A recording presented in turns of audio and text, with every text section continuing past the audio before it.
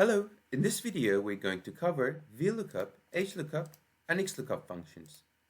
All of the functions help us to find the property of a specific cell in another column. So for instance, let's say if we're looking for the credits of MC101, it can bring us automatically that the credits of the MC101 is 3. Or if we're looking for the class, it can say that its class is calculus.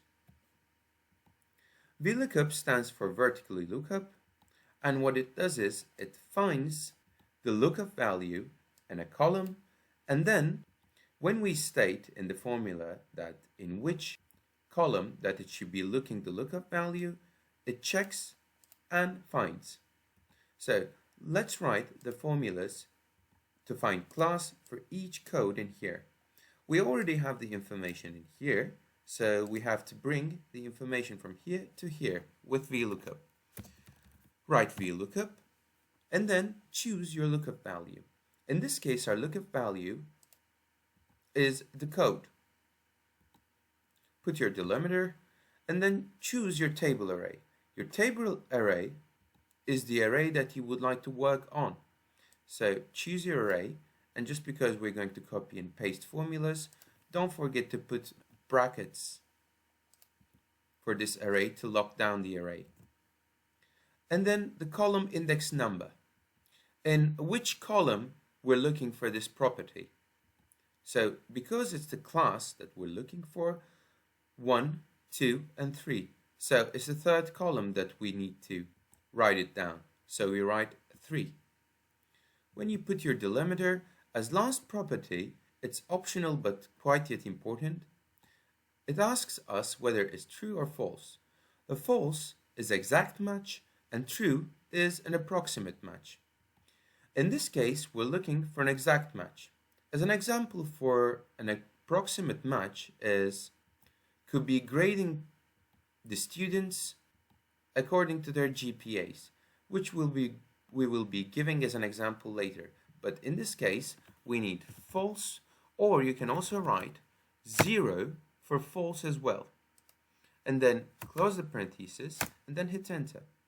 Once you do that, you will be able to see that the class will be coming in here. Now all you have to do is copy and paste the formulas.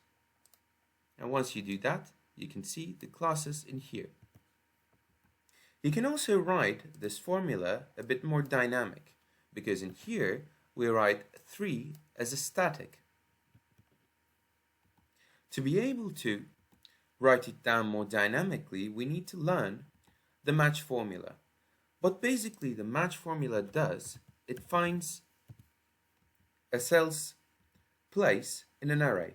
So let's say that we're looking for the place of credits in these places. So I need to find the credits in this array, and I want an exact match. It is really similar to VLOOKUP, and we got the result of 2. So now what I can do is I can just implement this in the column index number. So VLOOKUP, we're looking for this code in this table array. Don't forget to lock it down.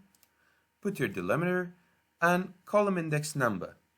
So we're writing a match formula in here. Our lookup value in this case is credit. And just because we're going to copy and paste formula, we're also locking this array. And then I want it to be looked for in this array. So we also lock that down. And as a match type, I want an exact match. So I put 0. I'm still in the column index number section. So I put my delimiter and it asks me if I want an approximate match or an exact match. So just because I want an exact match, I can write 0 or false. And then I close my parentheses and hit enter. As you can see, the credits show up automatically. Now all I have to do is copy it and paste as formulas. There's another upside of this dynamic formula.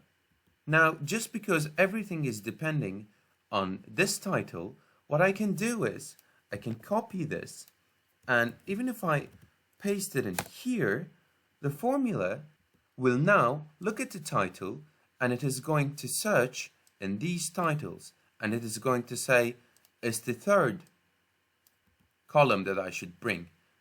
So the formula is the same, but instead of bringing 2, it will bring 3 in here, and just because of that, it is going to bring me the classes.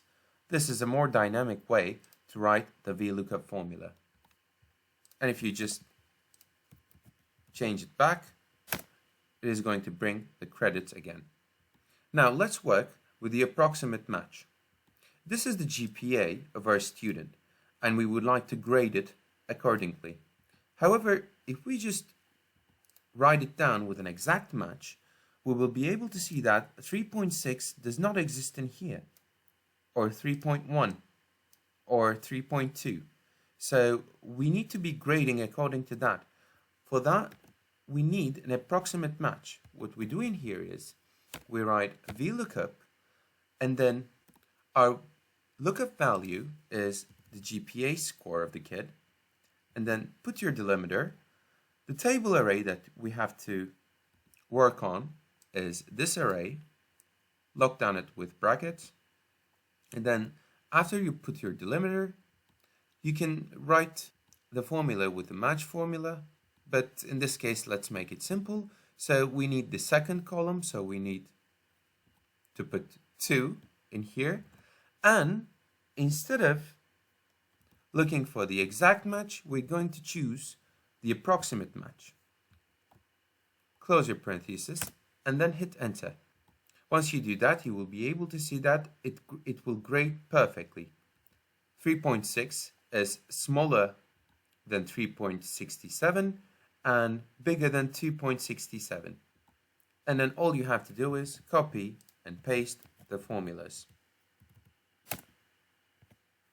But what if we did an exact match? Let's check it. If we did an exact match, it was going to give us an NA, because it was going to try to find the 3.6 in here, and just because there is no 3.6 as a data, it was going to give me an error. Now let's check for the HLOOKUP. The HLOOKUP function works just as like the VLOOKUP function. However, instead of looking vertically, it looks for the information horizontally. Let's say the data was registered just like this, instead of putting these titles in here like this and the customer section here like this. Now we have to look horizontally for the piece of information that we want. So all we have to do is write down HLOOKUP, choose the lookup value. Let's say we're looking for the customer 4, and we would like to find the quantity. After you put your delimiter, choose the array that you would like to work on.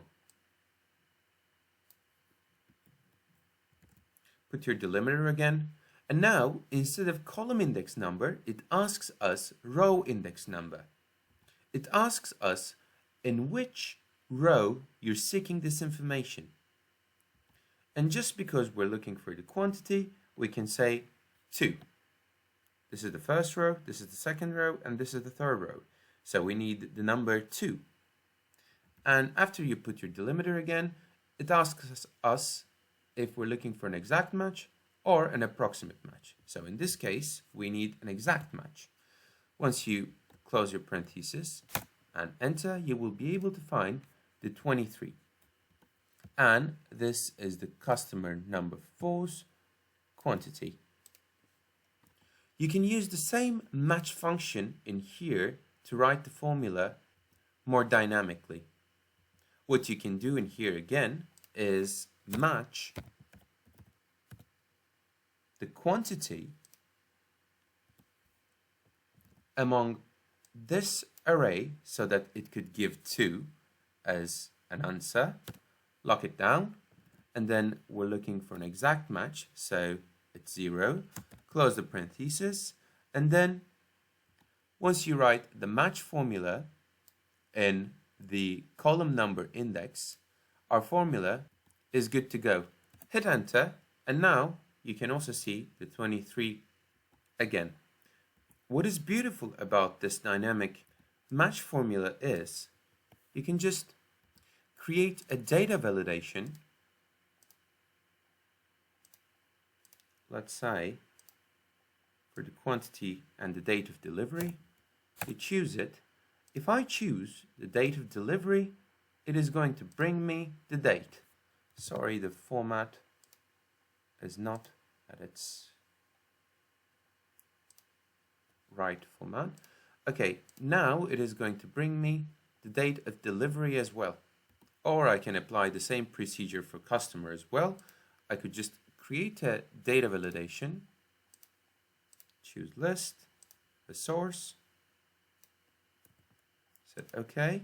Now I can choose my customers from here, and it is going to bring the property of each customer accordingly. And lastly, the XLOOKUP function. The XLOOKUP function also performs just as the VLOOKUP function with slight little differences, which I'm going to talk about. You can also use the same procedure to find a class in XLOOKUP. So you can choose your lookup value and then your lookup array. But in this case, the lookup array is the sole column that we would like to search this piece of information. So we're looking for the code, and our lookup array should be this column only. Let's just choose this one because this is a specific case that I would like to talk about for an optional property. So choose your array, lock it down, and then it asks us the return array. The return array is the array of that we're looking for. So in this case, we're looking for class, so we need to choose the class array for this. Lock it down, and it asks me, these are optional, but I'm going to explain it anyway. If not found is in case that if the formula was not getting a result, what should it say? So you can just easily write like error. The match mode in here is the exact same. 0 for exact match, -1 is exact match or next smaller item, 1 stands for exact match or next larger item. The approximate match is divided into 2 info. And the wildcard character match is for, let's say that this was written MA 102 or MA 103 instead of 101, or M, 101. So the formula will try to look for the best possible code in this section. Let's better show it as an example, but in this case, let's stay with the exact match. So we put our exact match, and the search mode asks us in which way that I would like to make the search, from up to down or down to up. So let's choose 1 for now, and then once you hit the enter, you will be able to see again. If we deleted this code, it wasn't going to be able to find it, so just because we mentioned if not found, write error, it is bringing us the value of error. As mentioned, we could use the match for an exact match or an approximate match for children grading or anything particular again. But I would like to mention the search model in this case. So if our array was this instead of the previous one, let's also change the algebra name to calculus 2. So our formula's search model is 1. so it means it goes up to down. And one thing in common with V, H, and XLOOKUP is, once it finds the lookup value, it stops searching it. So what does this mean? In this formula we used 1, so it is looking from up to down. And just because we're looking for MA101, it is bringing the algebra. But if we constructed this formula search model as -1, it is going to search from last to first. So when you hit the enter, you will be able to see the calculus 2 because it is looking from down to up in this array. Usually the XLOOKUP is used for a person's or an item's latest property. This type of data modeling is not that good. I just wanted to show it as an example in this case. I hope this video was informative enough to explain you about XLOOKUP, HLOOKUP, and VLOOKUP. So if you liked it, don't hit the like button and also subscribe. Thanks for watching and have a lovely day.